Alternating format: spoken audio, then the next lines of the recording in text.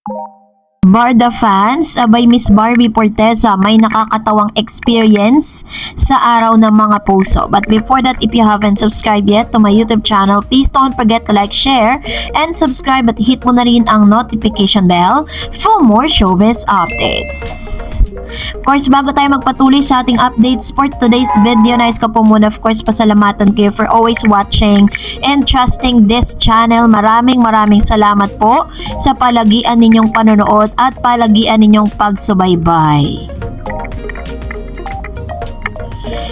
And now let's talk about this one because Barbie Forteza and Mr. David Licauco win the Best Love Team at TAG Awards Chicago.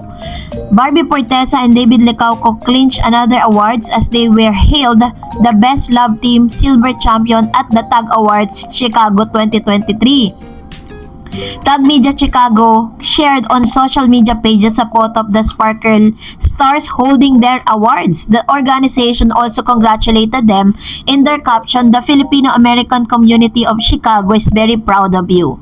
TAG Media Chicago may you continue to inspire others and keep blessing the world with your core gift." So, ito po yung isa sa pinakamagagandang award na natanggap po ng Barda kasi kung matatandaan niyo hindi pa naman ganun katagal ang kanila pong love team pero kinilala na po sila sa ibang bansa internationally. And this time, ito na, dahil pinag-uusapan din kung ano na nga ba ang kaganapan sa araw ng mga puso nitong si Mr. David Licauco. Sabi niya, David Licauco on Feb 14, wait, ano yung Valentine's? Napatanong po itong si Mr. David. It seems like David Licauco still single this Valentine's Day. On Facebook, the pambansang Ginoo put on a blank face as he snapped a selfie. Wait, ano yung Valentine's? David wrote in the caption, as of this writing, David funny post already received over 14,000 reaction and more than 1,000 comments. In January, David was teased by Vice Ganda about his current relationship status. And dahil po dito, talaga namang kinatuwaan ng ilang mga netizen na tila baga sinasabi ni Mr. David Licauco na hanggang sa ngayon ay single pa rin po ito pong si David. At syempre, kinatuwaan din po ng ilang mga netizen dahil ito pong si Miss Barbie Forteza naman doon po sa South Korea kung saan naroroon po siya ay meron din siya mga pasabog o may mga paramdam siya. Sabi po ng ilang mga online news na parang binigo daw di umano ng Barda or ni Barbie Forteza and David Licauco ang mga fans sa Valentine's Day. Lumipad sa South Korea si Barbie Forteza bago mag-Valentine's Day. In fact, on Feb 13, a day before Hearts Day and day 2 na siya sa South Korea. Kahit walang jowa na kasama sa kanyang bakasyon, masaya pa rin si Barbie. Wala pang lumalabas na photo na may kasama si Barbie dahil karamihan sa mga larawan niya ay mag-isa lang siya. Solo siyang namasyal sa tourist spot ng South Korea, nagpunta sa Gangnam District at sa Starfield Library. Mag-isa rin siyang namangha sa laki ng library at sa dami ng books.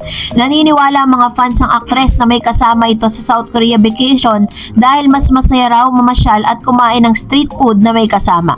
Sa casino raw ang mahawak ng camera habang sumusubo si Barbie ng street food na hawak ng dalawa niyang kamay. So, ang hinala po ng lahat, sino po kayang hinala, no?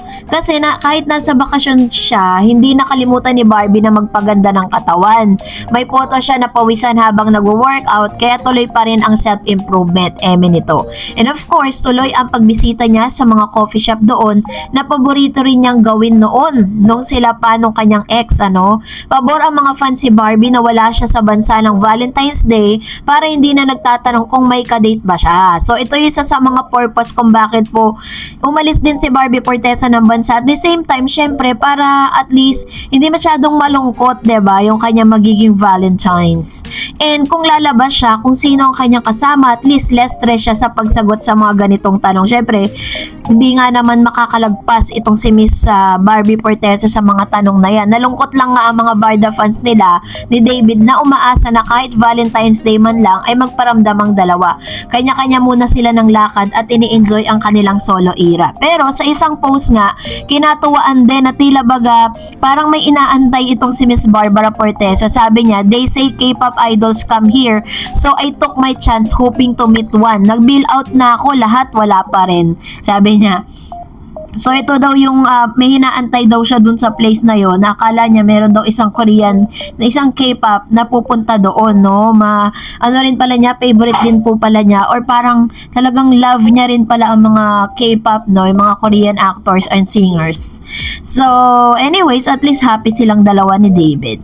And for that, magbasa naman tayo ng ilan sa mga reaction po ninyo patungkol naman sa ating latest updates kay David Licauco and Miss Barbie Portesa. Sabi ni Miss Wilmy Villanueva, ikaw ang nga Gabi, ayaw mong pumapasok sa bahay ni Kuya yung boyfriend mo.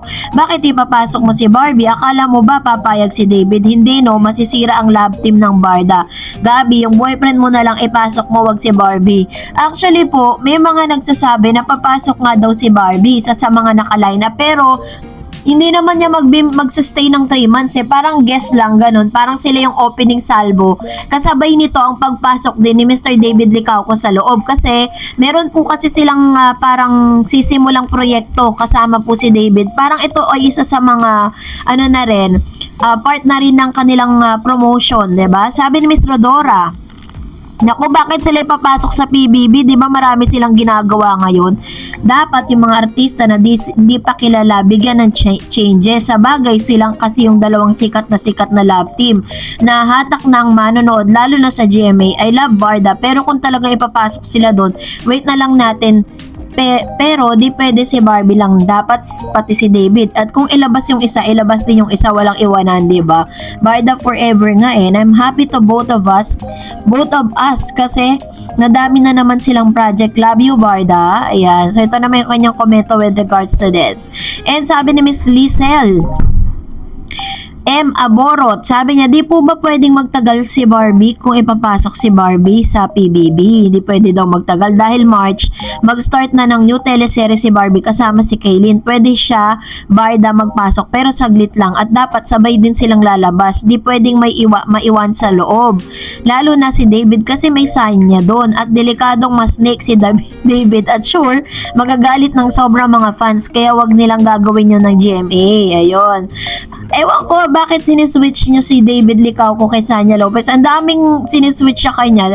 Tapos meron ding Alden Richards. Diyos ko, ang haba ng buhok niya. Sabi ni Miss My Little Champ, hindi na nila kailangan mag-ingay kasi sikat na sila. Kahit gusto sila makita lagi, pero ayaw ko din sila mapasok sa PBB. And sabi ni RD, so we love you, Barda Fever. Ayan.